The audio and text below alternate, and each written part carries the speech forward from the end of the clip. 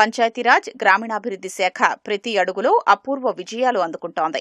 Rashtriya Gram Swaraj Abhiyan rankings లో AP 24వ స్థానం నుంచి నంబర్ 1 స్థానానికి చేరుకుంది.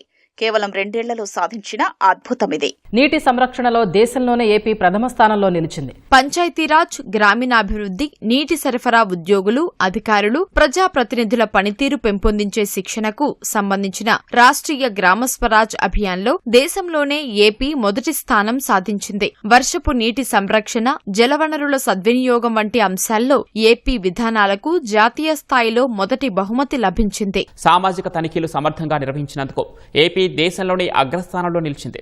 మనము ఈసారి కూడా సక్సెస్ఫుల్గా కంప్లీట్ చేశాము.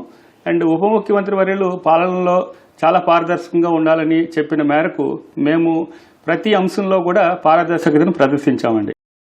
आंध्र प्रदेश की ग्राम पंचायतों ने 1000 करोड़ से ज्यादा की आय करी। एग्जैक्ट फिगर बता देता हूं, 1035 करोड़ पिछले साल आंध्र प्रदेश की ग्राम पंचायतों ने प्रॉपर्टी टैक्स के द्वारा अर्जित किया है और सारा का सारा ऑनलाइन किया है।